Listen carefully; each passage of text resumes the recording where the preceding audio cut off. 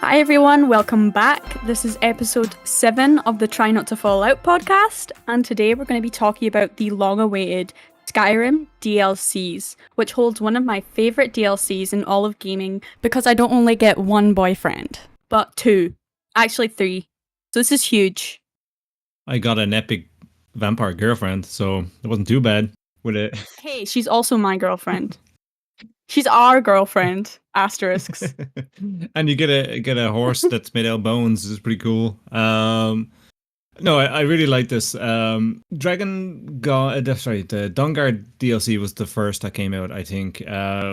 According to this, and it's pretty wide stuck in my memory because I remember it being the first. I remember playing it first of all the DLCs. But I think I must have got it in a package with the Hearthfire DLC because I think I had 2 of them same time. But I'll talk about Hearthfire after Dawnguard. So I'm going to start with Dawnguard. This is what DLCs, I think, in my opinion, should be. It shouldn't be this little, like... Not that they should be, like... I don't care if that's about vampires or whatever, but I think DLCs... They should all be about vampires! Spooky, scary, huh? And werewolves! It's Twilight DLCs! Like, we all sparkle in the sun, but... No. I think DLCs should be where it adds not just, a new weapon or sword or a quick little storyline or anything like that. I think it should be just added to the game. It added to the world. It added to this story. It gave you new equipment, armors, different skill trees. Like when you turn into a vampire, now you have a skill tree for your lord form, or when you turn into a werewolf, you have like different skill trees for that.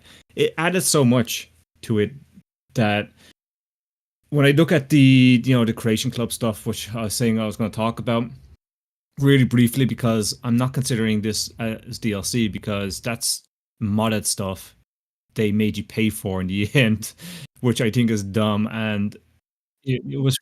Yeah, it's the same as they do in Fallout, with the Nuka-Cola stuff, which I do like, but you shouldn't have to pay for stuff like that when modders for centuries have been doing it for free. Exactly. And I think modders should be paid in a sense, but when you're paying for one little mission, for one little gun, and you're paying, and the creator's getting a fraction of what that $10 or whatever, But when you're paying, like, the DLC itself was between, I'm trying to go back in my head of what I paid for this initially. I think it was 20 to 30 euros roughly for the DLC. And I think it included the Hearthfire too when I got it.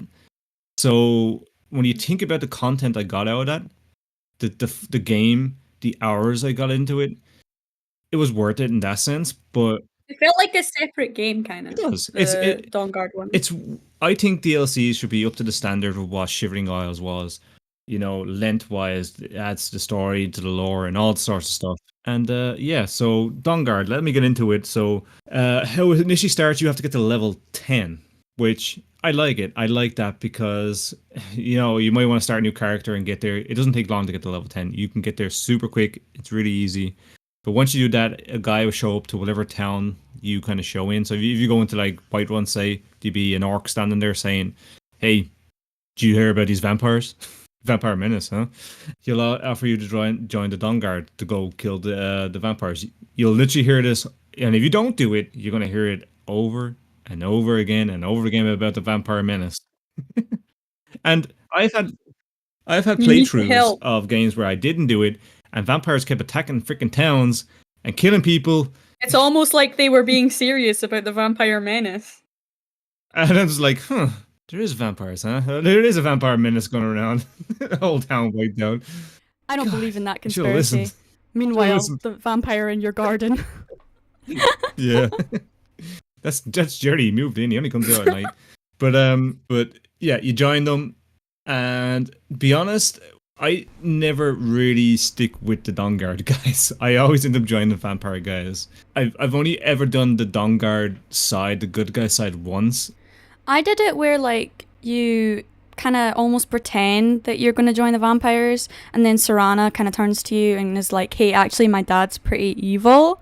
Can we, like, turn on him or something?" So I can't remember how exactly you get to that point, but I remember doing it like that. So... Run away together. Do you know what I'm on about, though? It's like you kind of say you're joining the vampires, but then you're not. But Yeah. See, you're kind of forced in that way. So when you first join, you first find out about it. You go meet with the Dawnguard. He sends you off to do a quest to basically follow this what you call those priests that destroy Daedra and stuff like that. They have a name. I can't think of them off the top of my head right now. Christians? And yes, Christians. And then, The Catholic Church? yes.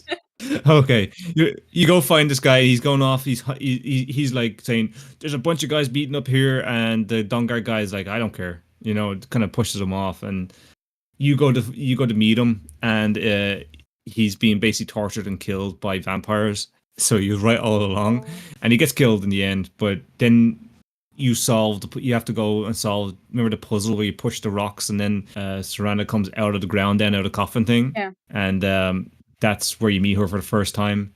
And I think you have the option to bring her. Can you bring her back to the Dawnguard? No, I think I've only done it once. I think you bring her back to her father first. Yeah. Who's the vampire. Yeah. But why can't you romance her? That's mods. You have to do it mods. I don't know. They never did. But no, but like, I'm sorry, but it's like not even that. It's like the most obvious thing ever. So why didn't it happen? People have been saying this since the DLC came out. So it's true though. Romancing people in Skyrim and stuff like that has never enticed me. I'm sorry. They never make the people that we actually want to romance like romanceable. It's always like, go get me a mammoth tusk. Like, I don't give a shit. No, but I mean, like, the whole thing with romancing in Skyrim, which always bothered me, is you literally get an amulet, you say, "Hey, you want to get married?" They're like, "Yep," and then they show up at your house and make you dinner every day. But that's it. Like, it's nothing else to it. You find some random kids and you bring them back to your house too, and they're just like, "Yep." Yeah, but I feel like if at the end, like you and Serena or whatever fell in love, I feel like that would be more, wouldn't it? Than just, "Oh, here's an amulet. Do you like me or not?" Yeah, maybe like what happened to her, and by Molag Bal, and maybe she just doesn't want that anymore ever again. Maybe she just wants to be on her own in that sense, physically, because Molag Bal's what he did was pretty nasty. I'll fight him in the pit. Yeah, I don't know if you know the lore. He's gonna look it up, but that's how the vampires, like those Lord vampires, what's his name? Harkin. That's how Harkin got all his powers, that he gave up his wife and his daughter. Harkin's hot though. He's pretty evil though. And so have you seen him? But once you meet Serana and you bring her to see Harkin, her father, he gives you an option. He'll turn you into a vampire lord, or he'll spare your life this one time. So if you choose, I just kill him. You can't kill him there. You physically can't. I use mods. So what happens is he sends you back. So basically, you meet him, and if you choose the good option not to turn into a vampire, he'll send you back to meet the Dawnguard. You just leave and you go back to the Dawnguard and you tell them. And I think they send you off to do one mission then, and you come back and Serana is there.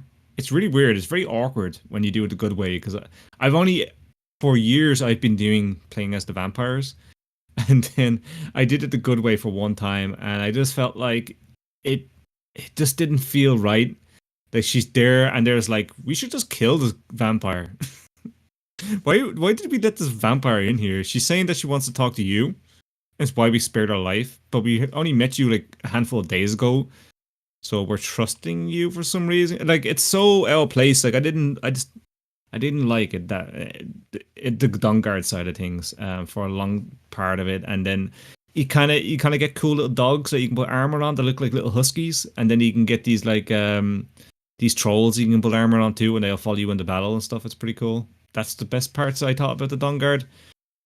I like the vampire side of things, and the reason I like it's because I like to play. I generally bleed into an evil character. Yeah, no one would have thought that. Like, I don't think anyone would have assumed that. That's crazy. My characters just like the idea of immortality, and vampirism is a good way. You can be immortally good. You ever heard of Arthur, bro? Yeah, but he was evil, then he went good, and he'll go evil again down the line. He always do. He won't. He won't. You believe that? You believe? I do, because we're married. He told me. Yeah.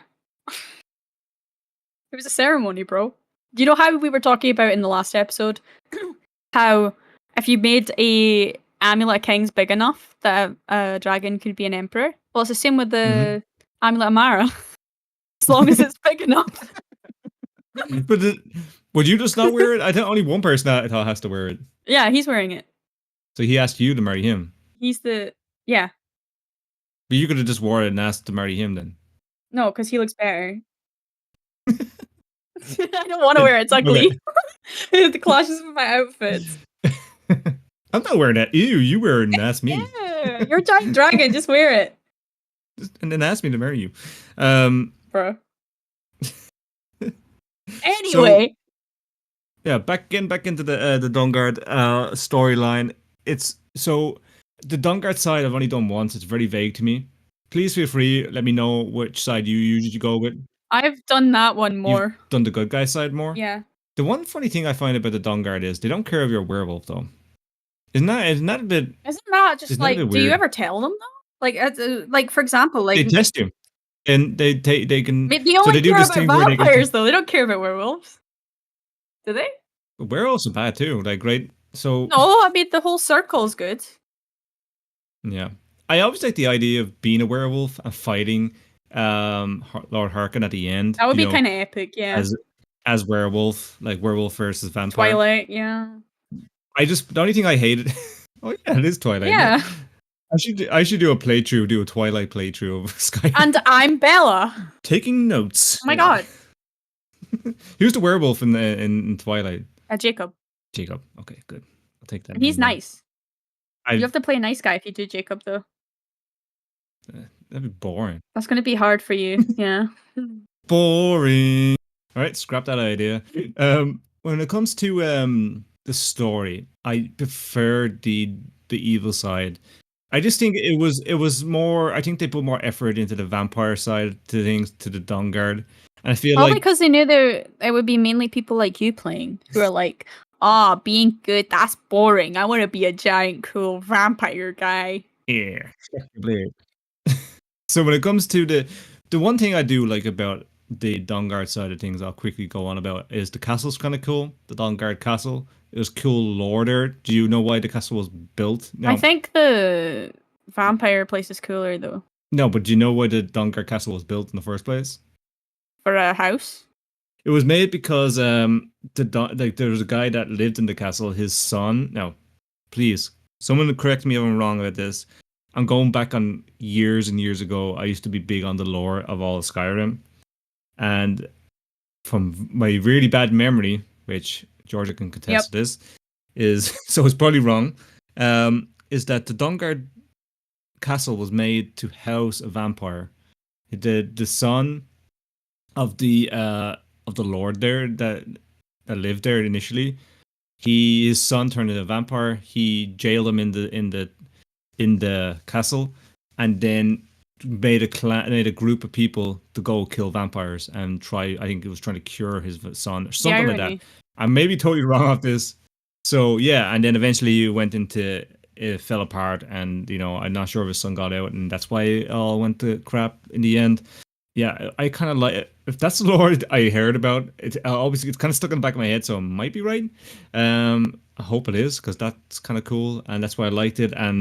But I always felt like when you're playing as a Dawnguard, you're always fighting with one hand tied behind your back. I felt like you're always disadvantaged all the time against the vampires, or the vampires always had an advantage over you. It's kind of realistic, though, isn't it? Yeah, but I felt like we could have just pulled an army in, and I felt like it was really slow. I felt like if you weren't playing, if you weren't there, the Dawnguard suck, because I mean that's the case with most places in the Dragonborn. No offense. I know you have to freaking do everything. You know what? Everything. That's what I was thinking when you were talking about it. That's what I was thinking. I want a game where, or at least a DLC, right, where you're just hopeless. You're useless. Kind of like Sailor Moon. Like, it took her a long time to be useful to anyone. Like, she was just, like, crying and falling over. Like, and that's realistic. I want that in a game. I want them to be like, wow, you fucking suck. I'll do it for you, I guess. But to say you're the Dragonborn. You just have to sit there and be pathetic. You just recruited the Dragonborn, right? And to say, okay, and you're just like, you're just like... Girl. Yep, girl. He's like, hey, do go get me this, go get me that, go fetch me this, go talk to this person. You know what I mean? And it's just like we have these other guys standing around, doing frick all like. Why don't you send him to do the messenger work?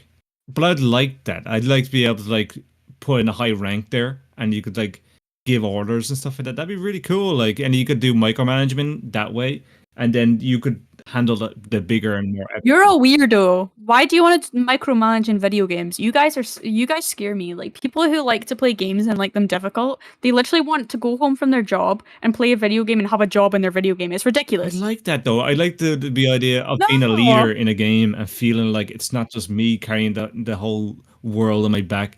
That's the one thing I have always hated about the Dragonborn is that if you don't do anything, nothing freaking gets done, and it just drives me nuts.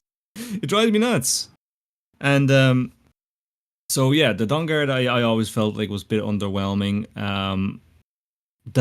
I like the fight at the end attacking the Dawnguard castle, or when they're attacking us as vampires and stuff like that, rather than doing it the other way around, attacking the vampire castle. I just enjoyed it a bit more. Let me talk a bit more about because I'm going to go on for this. There's a lot. I haven't even scratched the surface on a lot of the stuff yet that I want to get into on this DLC. When we get into the castle and we get turned into a vampire, you become a vampire lord, which is pretty epic. You turn into this big monster thing, and you can float around. It's cool. I really liked it. The way you could like lift big people wings. up and levitate them to swing them around and stuff. They were cool. Freaking awesome. Floating. Like it was like, yeah, yeah. I love my favorite power was the lifting people up, and like force power, like of Star Wars. Darth Vader, like Star Wars. I could like lift him up and go new. Sure. You had the higher ground.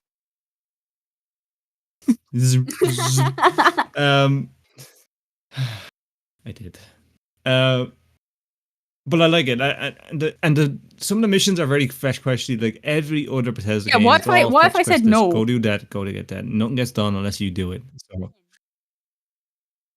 yeah, that's it. Like the world stands still and waits to you actually get. I don't want to do anything. Like, I got plans. I just. Oh yeah, I agree. That was really cool. The vampire castle, which I really liked. There's a lot of little I remember places. it being a pain in the ass. I remember playing that part of the game and literally everywhere I went, there was someone trying to attack me, and like, and then Serena was like, "Don't go in there or don't go in here," and I'm like, "Bro, I want to go home. Like, this is pissing me off." Oh yeah, I hate them. I hate their dogs. I hate their freaking because they do frostbite damage, right? So this like they slow you right down and you don't do any damage. But look, it's fine. Like I don't mind a bit of combat and I don't mind a bit of challenge. I know you do, but to me, it doesn't really. But that the end things don't bother me. It's just when I keep thinking about the stories, I end up just thinking how simple they are sometimes. The quest, I mean, the story's fine. The story of the Dawnguard is fine because once you do all the fetch quest thing, the first thing they want you to do is find the main thing they want you to do is find the monk, the blind monk. What's he called again from the Imperial City? What's it called? The moth thing. The monks from the Imperial City that read the scrolls. See, I do pay attention. Moth priest. That's it, right? So you find the moth priest. It's so messed up, right? When you I remember that now. You just reminded me because you play the Dawnguard, the guy will read it and he'll go blind, but when you play as the vampires, he wants to read it, but you have to turn him into like a troll, like whatever it's called, and so he basically becomes your slave. And he's like, when you talk to him, he's like, yeah, it's really messed up. It's really cool though that they did it two different ways. He's more helpful in the Dawnguard side, and he's willing to give up his sight to read it because he's always wanted to read an Elder Scroll. But they go blind, right? But they go blind from reading them. So yeah, look, it happens. I didn't know they go blind that quick though. I didn't think it was like that because I was always like from playing Oblivion. I always thought that they went blind because they're always old, right? And they went blind over years the one where you meet spending time around Elder Scrolls, reading them and stuff like that. Okay. Yes. So I'm getting to that. I'm getting to that. So I'm getting to that part. So yeah, you get the mock priest. He reads the scroll. He basically tells you about the prophecy that they want to black out the sun, and to do that they need Oriel's bow. And to do it, you can only temporarily. Dumbass. I think Harkin wants to like black out the sun permanently, but I think he has to kill Serana to do that. But you can do it temporarily if you have Oriel's bow and you just offer some of her blood up to it, and you can make these special arrows. It's pretty cool. If you shoot the No, I sun, never it actually done blacks that. out. It's really I cool. would never make Don't know if you Serana ever did that, sad. George, did you? Or the snow elf. Really cool. She offers it. No, she knows Yes, that it's to do not it. right. She's actually Yes, pretty I happy think with you she's when one of you those become. characters where depending on, she's kind of like Garrus from Mass Effect. I think depending on how you speak to her and what you believe, she can go one of two ways. So, like, playing as the vampires, Good, you're he deserves still it. going to kill Harkin. So you take over. You're going to take over his role, but to do that, then after you get the after you get the the mock priest and all that sort of stuff, you have to find Serana's mother, and she's hiding in this place called the Soul Current. This is kind of when it No, got I don't kind of remember weak for much. me. I'm not sure if you remember exploring that place very much. There's a load of little callbacks and stuff like that to Oblivion and to Oh, from Morrowind and that. Oh You yeah, actually I meet remember Jubb, now from Morrowind. You're like, from Morrowind. The guy that wakes you, the guy that wakes you up on the ship. where's your shirt? You're Don't finally ask awake. questions. You are shaking. Look at my abs. Yeah, you meet him. He's there. And we kiss. He's there, and who else is there? No, it's just him. Yeah, yeah, he's there, and he He actually talks became a about saint how he because he died. I'm not protected sure if the you know Morrowind from how he the died. cliff racers. I thought he died there. Yeah, but he didn't die there though. Oh He yeah, I died. remember now. He died in So I Kvatch remember. during the Yeah, because I Oblivion remember. raid. Yeah, I researched. Yeah, that's fucked up. Because I you can researched find that his head. for my husband's You can video find his head in the basement.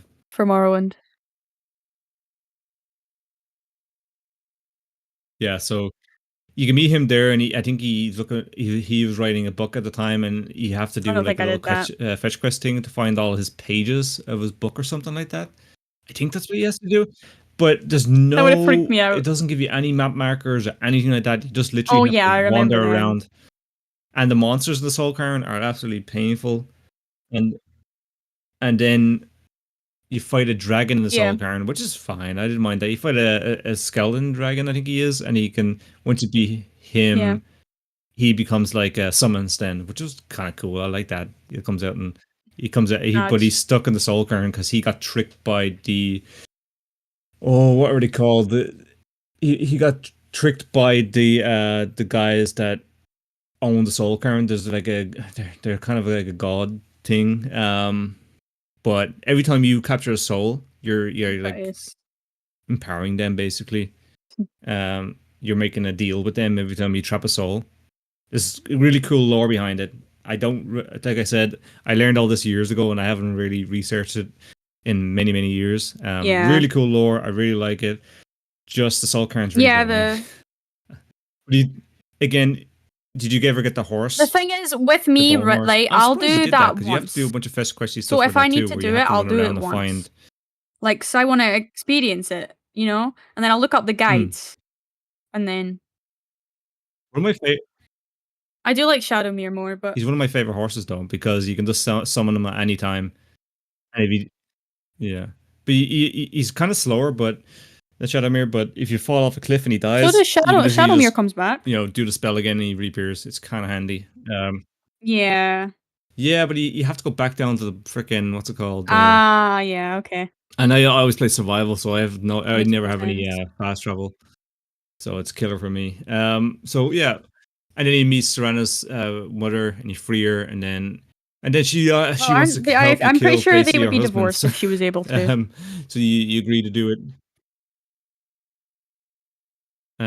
So she was hiding in there in Solkarn away from her husband Harkin for centuries. Man. I'm assuming for thousands of years, as is. I think it was. So you do that, and then you get her free, and then you have to go to this. I can't remember what it's called, like some hidden valley place, and you literally travel through a place where there's loads of those Yeah. Falmir and stuff like that. What are those insects called that are like joints? What they call, like sectopedes or whatever they all are, with all the legs and stuff like that. There's I a bunch of can't them. They're remember. I always know around what the you're on about, Falmer, the though. little grey bug things. I hate them. There's so, and the ever fight their really evolved version. They're like Yeah. their powerful version. Like when you're a higher level, you have to fight them. They're like Cazadors or whatever they are from Fallout New Vegas. Bloody nightmare of a thing to fight. You get through them, and then you have to. I'm not sure Yeah. if you ever did it. While you're going there, there's usually a big ice lake. Have you ever seen that? And you run on the ice lake, and you can Yeah. get a special fight where your two dragons come out of the ice and fight you. I thought that was kind of cool. You don't have to do that. You can totally skip that. So you do that, and then you eventually get to an end where you actually see one of the only cutscenes in the game, really, other than like the carriage ride in, where this everything kind of slows down and explodes, and it's gets frozen in ice, and it's done by this guy that's Snow elf. an ice elf. What do you Yeah. call him again? He's snow elf. Sorry. And I Wait, don't remember his name. I Do you wrote have it his name down handy, or somewhere. do you know it?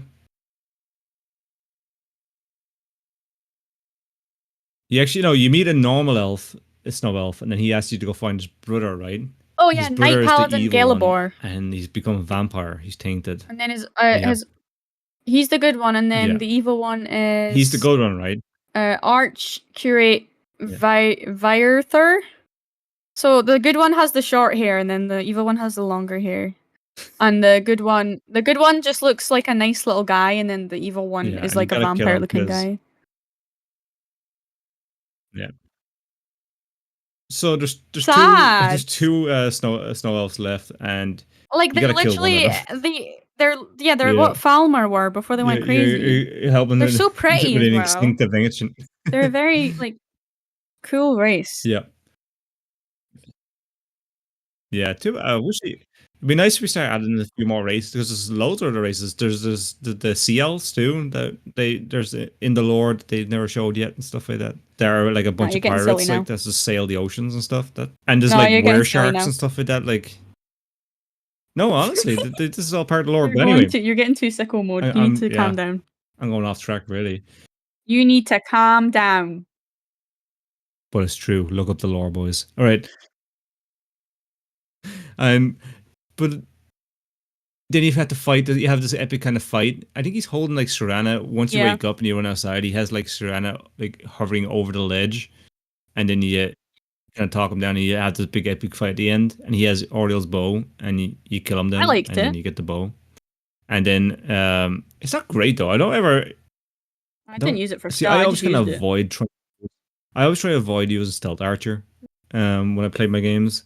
Do you know what this DLC makes me want to always do is get more into the crossbows? Because this DLC introduced crossbows to the game. If people weren't You aware, wouldn't know. if you picked up Skyrim with Anniversary Edition and you just got We're all this stuff crossbow-less. straight away, we didn't have any crossbows. Yeah, we didn't have any crossbows and stuff like that. We didn't have any. Yeah, crossbowless. And but crossbow is very super slow. But I've God. always wanted to give it a go and see if we could do a whole playthrough just with a crossbow. Something I've always. Oh yeah, I'm not doubting try. it would be But strong. it'd be I'm just super saying, powerful like, because it's basically you could just become a stealth archer with a crossbow. well, that's the thing. 'Cause I'm so used to It'd be like shooting pretty at easy, I far think, away in the enemies, end and the once you minute they get the get hang of close, it, pulling like, out my because sword. you'd be one shotting everyone.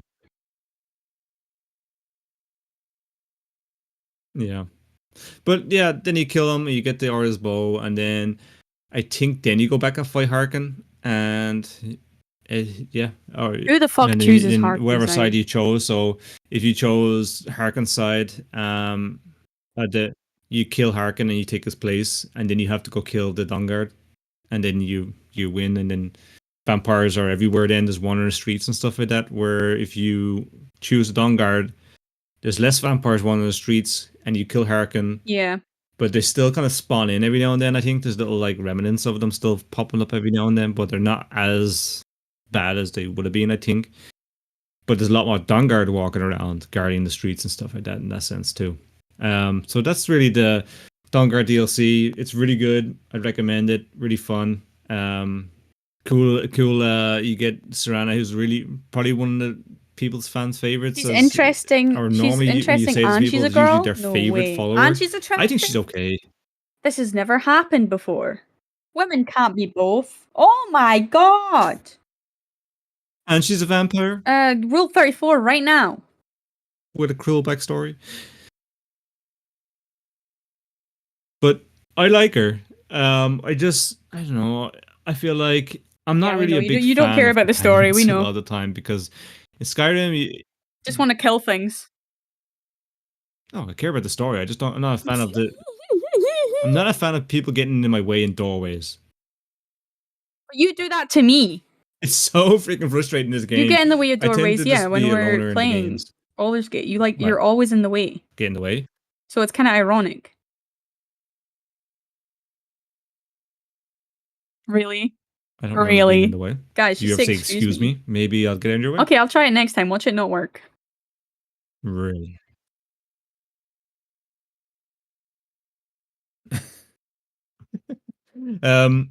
So yeah, it's really fun DLC. I enjoy it. I like it. It tends to be my first DLC I'll do when I jump into the game. Really, once you get to the right level, I'll always dive into it. I always look forward to doing it. Especially it kind of complements if you're playing like a role of a Dark Brotherhood player and stuff like that. You want to continue your evil role going forward. I think it's a good add-on. It's fun. And it wasn't overly expensive, and it added a ton of gameplay. I mean, nearly to the extent of what like Shivering Isles did. It didn't add a whole new map, but it added two new places and a whole new, like, it changed the landscape with new enemies spawns, and whether it's Dawnguard if you're a vampire hunting you down, or more vampires hunting you down if you're the Dawnguard. I like it. It's fun. So I tried it. I always recommend trying it. Do you have any more to say about Dawnguard? They're kind of gross, but they're also kind of hot. My favorite part was probably meeting one of the last snow elves, though. That was most memorable for me. Everything else was kind of like, oh, this is sad, because I felt bad for Serana. I was like, oh, that's not fair on her. That was kind of that was my experience. Yeah. Her storyline's pretty sad, but it's cool though. It doesn't. That's what I like that kind of writing though. I know it's kind of sad and upsetting, and look, I never want that stuff on people and stuff like that. I don't want that to be anyone's real life story or any of that. But games don't have to be happy and happy go. That's why I like The Witcher, most depressing game ever. That's why we like Fallout New Vegas and stuff like that. It's realistic. Life isn't always like that. Yeah, they dig into the dark and the deep stuff, and and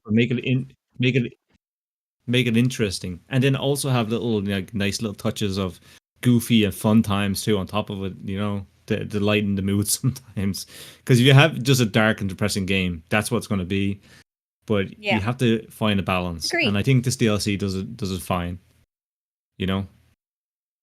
Introduce some new enemy types and stuff. It's cool. I like it. I hate them. Gargoyles, I don't remember if you remember fighting them. They're bloody nightmare. Yeah, they were introduced during this DLC. But it's good. I recommend it. Play it.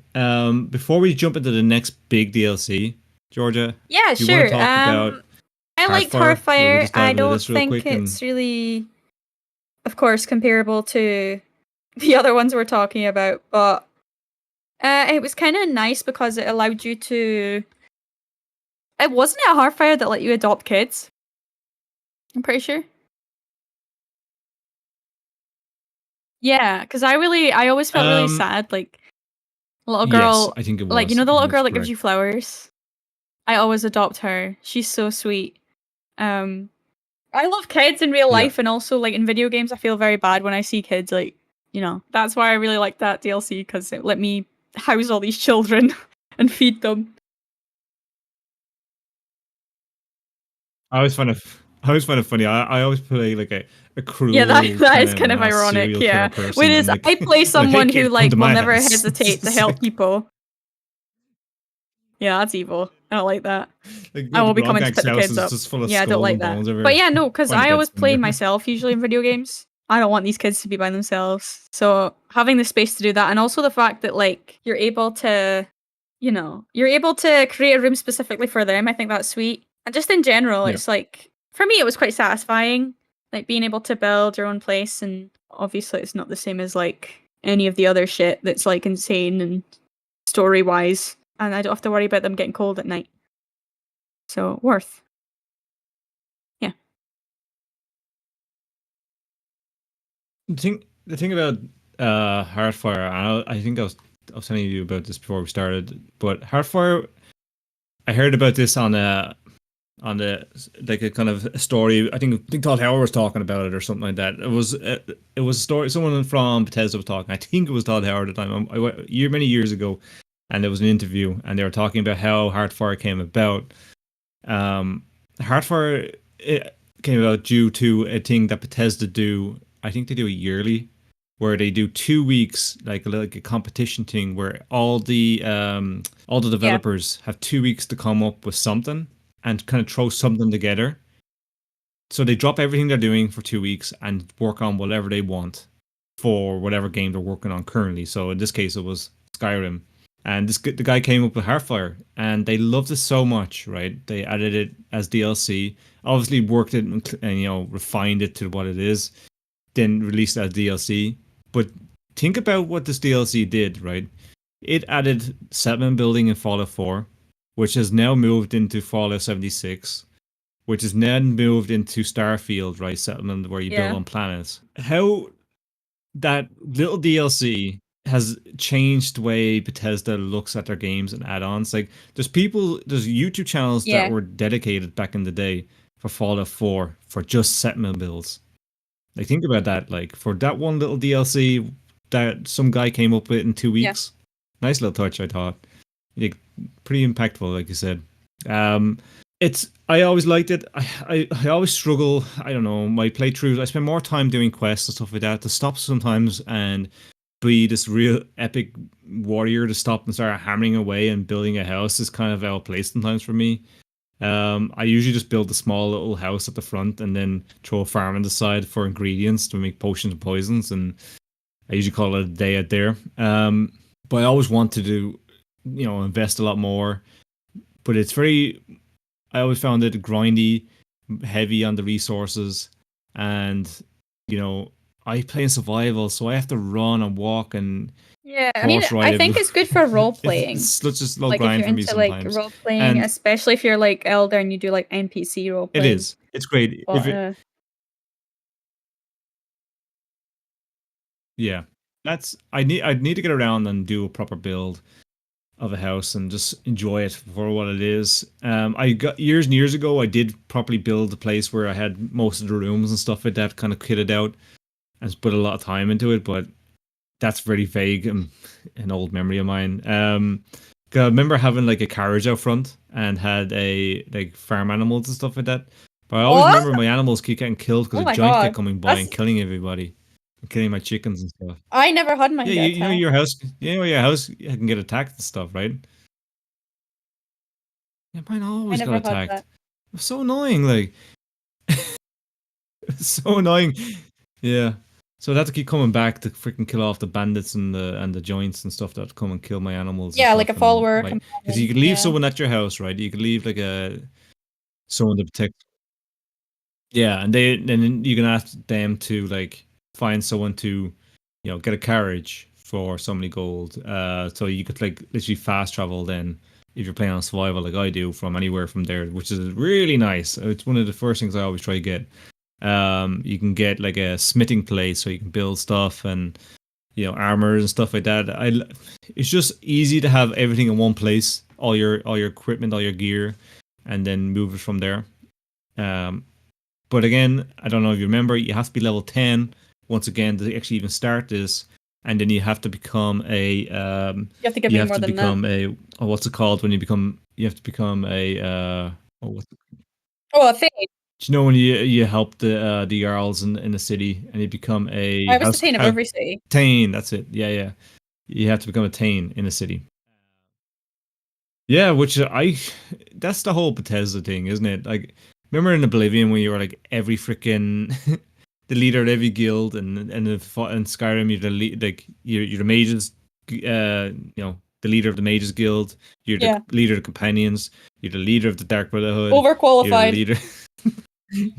It's just sometimes it's just. I wish that it would do it away when you become a leader or something. Like you're shunned, like they did in Was it like the other ones? New Vegas, by one guild or something like that, to stop you becoming. Yeah, to stop you from becoming the lead. It doesn't make any sense. Like how can you be all this one thing? Like it's like we all love this guy. Rant. So I kind of wish that. But look, I'm going off again on another freaking little tangent there. But yeah, Hearthfire is fine. It's cool. I think you can, from one thing I remember that I thought was kind of funny. Now, correct me if I'm wrong on this again. If you said you could adopt children, that was added by Hearthfire, but you kill the parents of someone that has a child, that child will show up then in the orphanage. Kind of fucked up. So then you can adopt that child. So I think I watched someone a while back, not years ago, but months ago, do something like that. Kind of messed up, it was though, pretty right? funny. They were like, "How many children can they adopt?" And they went around. All these children need a home. Children. Like, and they'd literally do it in front of the children, and then they literally murdered. They literally murdered someone, like the children's like parents in front of them, and then go to the orphanage and adopt them. Like, it's like that the person would be like, "No, they're a murderer. Don't let me live with them." But yeah, that's kind of funny little touch. But like, that's kind of cool though. Like to say a town like I was talking about earlier, where the vampires are coming in and just wiping everyone out, and the kids are just left. The kids would just go to the orphanage then, and you could adopt them because vampires eradicated all the adults. Really, it's kind of cool though. Adds a bit of role play, I guess, to the game. So it's fine. It's good. It's a nice little home. You can build it in different places. You have I can't remember, the one that you got? Halmarch? Is that the one you get? Or Valkyrie? No, Valkyrie's the one you always get, is it? The Jarl from Valkyrie, I think, is the one that always sends you the letter first. But you can get in the Pale and Halmarch and Valkyrie are the three places I think you can build in. And you can build a pretty epic home. Just the annoying part, it's outside of a town, so you're gonna never got attacked. You're gonna get attacked all the time, like I did. And your cows and chickens will get killed. I'm just unlucky then. Anyway, we get on to the last DLC that was released for Skyrim. You start off at level 10, and then you will get how it starts is no. Yeah, you're doing. I remember now. You're doing the main quest, and then these two people show up, and they're wearing weird masks and outfits, and they're like, "There's only one Dragonborn," and then they try and kill you, and then you kill them, and then you find a letter on their being, and it's from Miraak. It's signed from Miraak. And they're like, "Get rid of the Dragonborn. There can only be one Dragonborn. I'm the true Dragonborn." And it's like, okay, who's this loser? And then you find out that he's currently in, what's the place called? Raven's Rock? So you get the boat where we are in Skyrim to Raven Rock. Raven Rock. I really like it. It's kind of like Morrowind. If Morrowind was like, a call back to Morrowind. I don't know, higher quality, like in terms of like a futuristic engine. I really enjoyed it. Like very sandy, rocky, very at times quite empty. You got cliff racers. You've got all these giant jellyfish things. I can't remember what they're called. You got loads of different things. Obviously, it's filled with Dunmer, which I love Dunmer, so very hype. Everyone sounds like they've been smoking 50 a day. And then you go there, and then everyone's like kind of crazy. Like everyone's like chanting, and you ask some of the locals like what is going on, and they're like, "We don't know. They've been doing that for a while now," and they're like building monuments. And then eventually you find out the reason they're doing this is because of a guy called Miraak. He's kind of zooted, like he's a bit crazy style. He made a deal with Hermaeus Mora, and he doesn't realize he got the bad end of the deal because he's stupid and he's a man, so he's blinded by power. We can go and kill him, but we need the help of what's her name? The Skulls, is that what they're called? Skulls. Yeah, that's right. The Nords, yeah. But they've got their own sort of culture and beliefs. And they apparently knew about it, and they knew what was causing it because they have dealt with Hermaeus Mora before. So we go in with one of the girls. I can't remember her name, but she's at the site already when we get there, like the main site where Miraak is hiding. We go in with her, and that's where in the middle, it kind of just at first it seems like a normal ruin. Kind of like, you know, the ones that we would get in normal Skyrim, where it's like you go in and there's like skeletons and stuff. We find a book, and it's one of Hermaeus Mora's black books. Is that what they're called? I can't remember. Anyway, you read the book, and it transports you. It like teleports you to Hermaeus Mora's world, which is this weird, like awful place. It's like very green, and like there's tentacles, and there's eyeball monsters, and he's a giant eyeball. He's like eyeballs. But we don't even see him, though, when we get teleported the first time, I'm pretty sure. I'm pretty sure we get teleported in, and it's Hermaeus Mora talking to himself. Tentacles. Yeah. You kind of get grabbed in, though.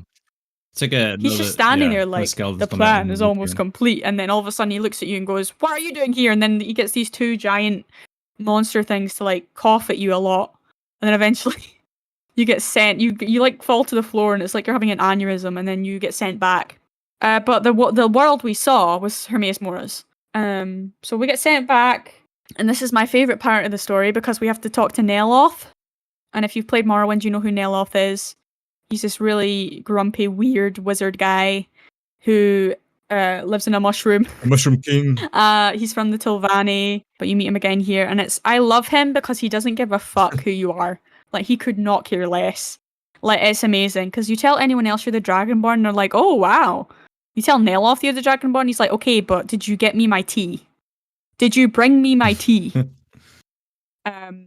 So he's like, I don't care if you're the Dragonborn, you're gonna have to do a few things for me. Like, and he literally gets you to like find his assistant, and it turns out his assistant died in some like awful way. And he's like, yeah, whatever, just find me a new one. It's like, oh my god, okay. So you find him a new one, and then he gets you to find ingredients for his tea, and he won't help you until he's had his tea, and it becomes a whole thing. And then he's like, okay, I guess. So we go to like this. It's like a Dwemer ruin, right? Kind of. Is this the one where you have to lower the water and stuff like that? Yeah, which was a pain in the ass. Oh, annoying, yeah. I'm like, Neloth, what do I do? He's like, I don't know, you figure it out. It's like, I think there was also a level like this in Dragon Age, if I'm remembering correctly, but you like need to go to different places in the map and lower the water, then put the water higher and lower, and you need to get it to a certain point where it's like levers become visible, but at the same time you're not drowning yourself, and it takes ages. It really does. It's so tedious. And then eventually you get there. I've never been a pain in the ass. Yeah, you get there, and then you get the book, and then Neloth's like, I'm not touching that, you touch it. Because he knows it's dangerous. He already knows, because the thing is, he's been studying these for a while now. You figure that out. You can find some stuff, I think, in his house where he talks about it, or he's written stuff about it.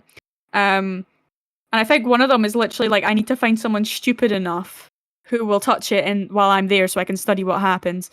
So we get sent back again. And I can't remember if this is this the part where, because I know the main part of the quest is when you're kind of doing all these different levels to eventually defeat him. But because it's been a while since I played it, I can't remember where you get sent to at that part. You get pulled into Hermaeus Mora's realm again, more or less, and you work through a bunch of trials. I think you find a bunch of books at the end then. Is that the trials part? I thought the trials part was later. I guess that is the part, because then, oh yeah, I remember now. You do all the trials, which involve like finding different books. I don't ever do anything properly. I always look up a guide because I cannot be fucked. So I just looked up the guide and did what it told me to do. I really like the world though. Like, everything's made of books, everything's always flying around. If you get too close to the black water, which is everywhere, there's like tentacles that come out and slap you, which is kind of rude. There's also these giant, like, I don't know how to describe them. They're like ghosts, but they're kind of hairy. And like, if you go up to them, sometimes they'll like do a dragon shout at you kind of thing. Like, they'll knock you back. They don't when you're doing the trials. It's only if they're like hostile.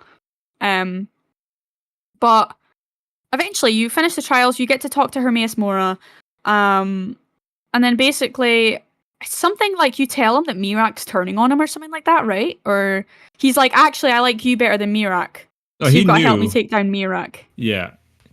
Yeah. Mara knew that he was going to be betrayed, so he makes you his champion. Or his champion said, yeah. So then that happens, and I remember that you learn a shout, right? Is it from the Skjall people? Because I know that the Skjall people end up having to. So the guy that's in charge of the Skjalls, I know he ends up having to read a book, right? And then he gets hurt by it and he dies. Himself to. I think Marius Mora says, if you sacrifice yourself, I'll basically teach you how we're going to defeat him. Oh yeah, Hermaeus Mora says that basically there's this guy that I've been kind of had beef with for so long, and he's one of the people in that ancient tribe, and if you can give him this book and kill him, you will then get the knowledge of the shout that you need to take down Miraak. So unfortunately that ends up happening, but the guy in the tribe, he knows. Group of people. He's very chill. Yeah, he's very chill about it. He's actually, I really liked that tribe. I thought they were very interesting. There wasn't a character there I disliked. Like even when they get a wee bit hostile towards you because he fucking dies, like they're still like, it feels very realistic the way they react. Like he's kind of made peace with it. It wasn't a matter of if, it was a matter of when. So just how Hermaeus Mora knew that Miraak would turn on him, this guy also knew that Hermaeus Mora would one day show up and get the better of him. So he knew that, but he also knew that he was helping the Dragonborn, which is why you have a conversation with him and then he's like, make sure that you destroy him. So, or beat him at least, so that he leaves this place. You get that, and then, if I remember correctly, you use the shout on one of his dragons, right? One of Miraak's dragons, and then you're able to control that dragon, which I remember I really liked that part. Because I really like the dragon. Well, this DLC introduces taming a dragon and learning how to fly them and stuff. I really liked that. Yeah, I remember that being like one of my highlights, was the fact that like speaking to the dragon and having it like say that you're better than Miraak. And then it being like, I'll follow you, fuck Miraak. I actually use a mod. I'm not advertising the mod, but I would like to just quickly put this in here. So I played the game normal, and I always felt very hollow in the end, because it kind of reminded me of, not to talk about Mass Effect again, but the first one where in the end, Saren, you can talk to him and he realizes that he's been manipulated. Yep. What he thought he was fighting for was right was wrong. There's kind of like, there's almost a moment like that with Miraak. Not quite, but almost.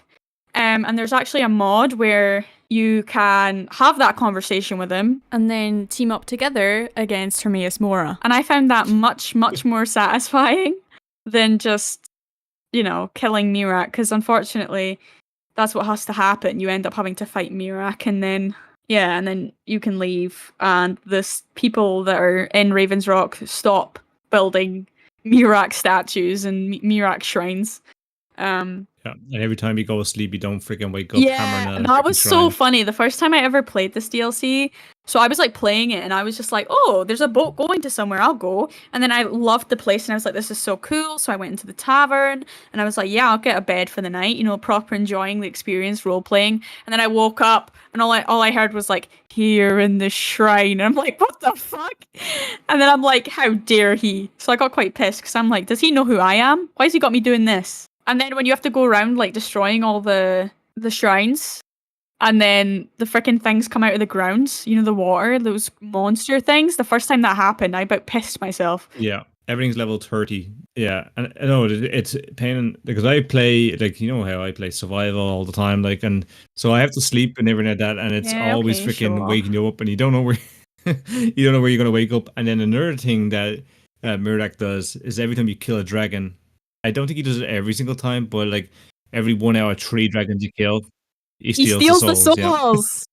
Yeah. That was so funny the first time that happened. I was like, haha, I defeated the dragon, and then all of a sudden he shows up and he's like, I'll take that Dragonborn. And I'm like, screw you, bro. The heck? That was my guy. That was my kill. Because when I reached level 10 and I started doing the that kicks in where he keeps stealing all your souls, I was like, okay, that's it. I'm done. I'm gonna kill this guy. I was like, I want my shouts. So he pissed me off. So the mod, and then as well with the mod, so what you do is at the end you have that conversation with him, and then you go and sleep in the tavern in Ravensrock, and then when you wake up, you get a message from Miraak to meet him or something like that, so you can have him as like a companion, and it's really funny because it's just two Dragonborns just walking around. Like that to me is so funny because it's like the biggest fuck you to Alduin maybe ever, because like he was like a dragon priest, wasn't he? And now it's like, look, there's two of us, you fucker. Yeah. So the thought of going straight to that, the thought of not doing the main story and having Miraak with you when you kill Alduin is so funny to me. Like the poetic justice is The hilarious. Dragon Priest lore though was pretty bad though. Not in the sense that it's told pretty bad, but what Dragon Priest did basically was pretty bad.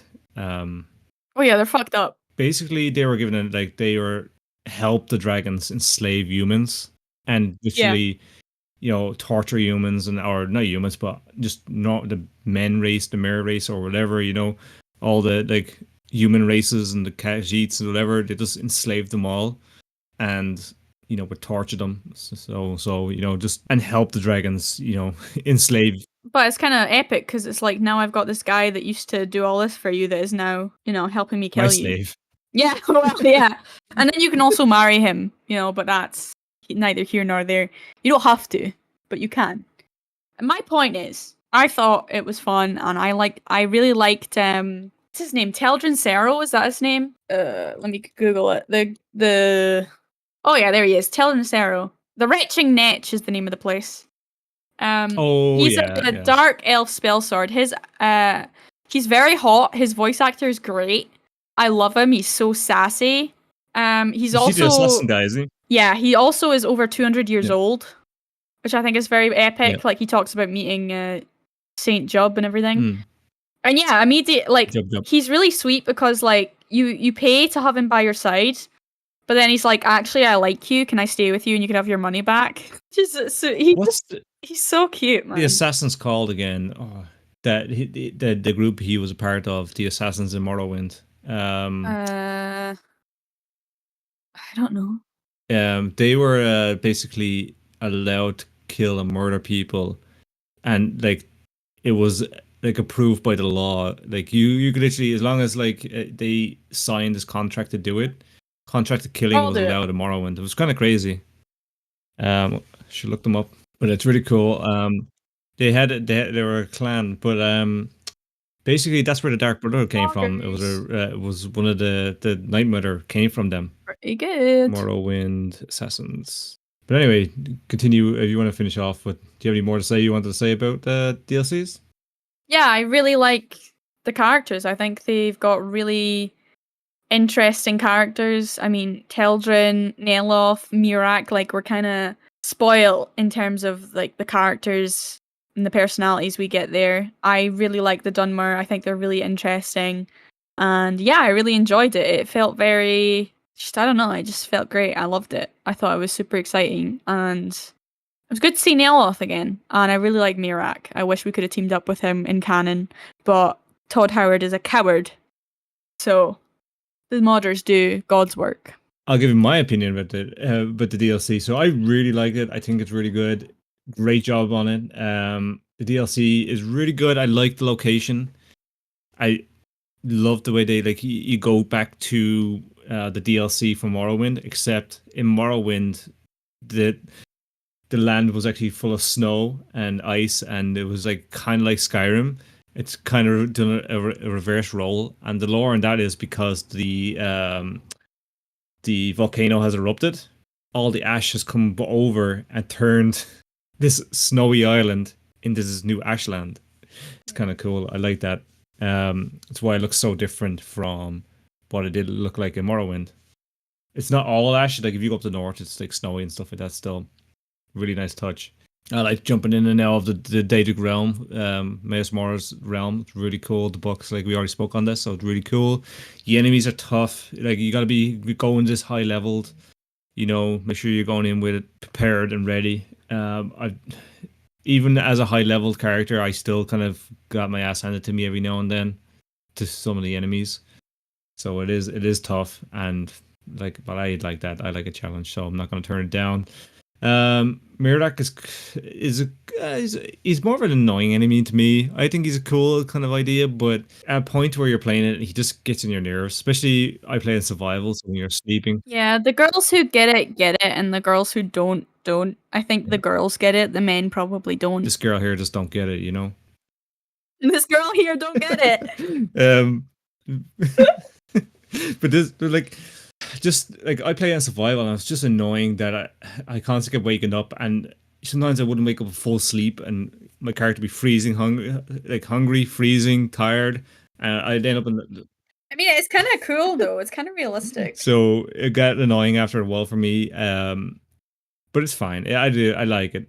It's just for a person like the way I play it, I have to do a lot of prep and build up to it, and sometimes I burn out on Skyrim before I usually get there. So I haven't done it a million times, or I've only done this DLC a handful of times, which is it's always on my list to do again because I've done it so few times. If that makes sense. So I really want to get around to doing it. Yeah. It's just I think it's a sad story for the Dragonborn because he gets the worst ending of of all the heroes of all the Elder Scrolls series, I think.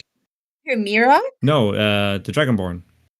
It could be a Or she, whatever. The Dragonborn, they get the worst ending of a lot, right? Because in Oblivion, you turn into Sheogorath.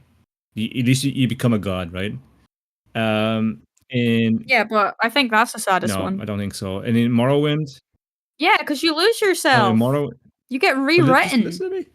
In Morrowind, you in Morrowind you become immortal, and we don't know what happens to you. Okay.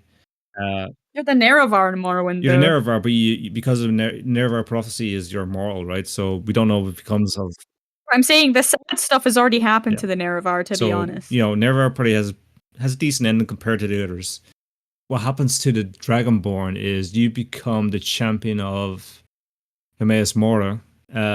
Basically, you become what Miraak is, a slave to Hermaeus Mora. You sell your soul to Hermaeus Mora, practically, and that's who you're going to become. Is what? It's okay. Alduin will help me.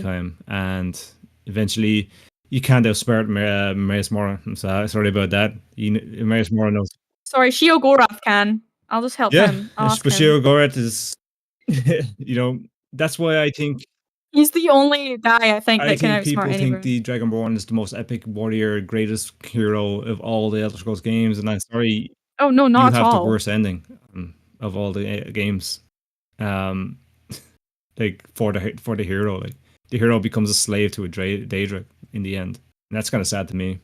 And when I actually played it, I mean, I don't know how that works though in the end because the Dragonborn soul still belongs to Akatosh. No, you give it up. So I feel like Akatosh might have beef. You lose it. Look what happened to Miraak. And well, no, actually, me and Miraak in the mod, we fight him, so we don't give his soul. So I'm sorry that happened to you, but I'm in the end, I felt like you're just switching places with Miraak, and that's it. Like, so I do really like the DLC. That's why you guys need to download the mod. I'll put the mod in the description for you guys. Well, I wouldn't want to help Miraak, in my opinion, because Miraak is a horrible person, and you know. No, he's just, you know, he's not had a chance, bro. He's been alive for thousands and thousands of years, and is only enslaved and tortured. And he's never been loved. Cruel and murdered. He's never been held properly. He's never been kissed on the forehead and given a home-cooked meal. But again, I can't speak highly of my Dragonborn, because my Dragonborn's always a horrible, murderous, cruel person. So maybe it's best that my Dragonborn ends up in freaking as the slave, as to Hermaeus Mora, and gets put away in some realm and used in that sort of way, because I think my Dragonborn ends up deserving it, because we always joined the Dark Brotherhood. We murdered tons of people. Yeah, he sounds like a bastard. So yeah, practically. Mine did deserve it, that's for sure. But if you play as a good character and you end up killing Miraak and helping Hermaeus Mora, just remember the Daedra are evil. They're not good, and even if they're good, they're evilly good. Like, they're still out for themselves, and they don't really care about you as such. So yeah. So in the end, you just end up becoming a slave. That's the end for Skyrim. Why did you make it depressing? Well, but you ended on such a depressing note. Tune in next week, boys and girls, for an exciting podcast. This is all he does. Like, every time I try and talk about how much I love a man, he's like, well, actually, he's a bastard and you die alone. Anyway, bye. I read the lore. Like, bro, can girls have it? Can we have anything? Can girls have anything? You can have it. And He's just a bastard. So. because of my mod. Yeah, he's my bastard. In the mod, we're in love and he lives in my house with my 50 adopted children. This is the whole thing game with you with the remember you were like talking about this story. Who were we talking about? And we were just like, yeah, that'd be just fan fiction. When we were talking about Oblivion, one of the stories in Oblivion. Oh yeah, that was when that was you ruining me at my moment again. You always ruin my moment. That was when I was like, oh, I wish when the hero of Kvatch turns into Sheogorath that we could meet Martin, and then we'd turn back. Like, yeah, no, that won't. And you're like, yeah, that would happen in a fanfic. And I'm like, okay, bro. Yeah, so okay, well, everything's a fanfic technically, so yeah. But again, look. Anyway, I prefer Neloth over Miraak. I know I'm really sucking Miraak's dick right now, but I just want you guys to know I much prefer Neloth. I want to live in that stupid mushroom house with him and make him tea. All right, I love him. He's so old and grumpy. I love him. He's the best, and he's so cunty, and I want him. So thank you. And honestly, they did a great job for the callback to Morrowind. It's great. Like if you wanted that Morrowind ancient Skyrim, you get it mostly there. Like it's good. It does kind of do a lot of callbacks, and it plays like there's so much stuff and lore that's called back. I've never completed Morrowind. I've only played it a handful of times. It's on my to-do list. Don't worry, I'm getting there. And even I recognize some callbacks to Morrowind, and like I'm a freaking noob when it comes to Morrowind. So it's good. I recommend the DLC, but go in if you're gonna play it. Level up past level 30. Otherwise you're going to be struggling. Or use cheats. But I don't recommend cheats because I don't know. I like a struggle. Anyway, Miraak's bad. Dragonborn has sad ending. Enjoy it. In the shrine.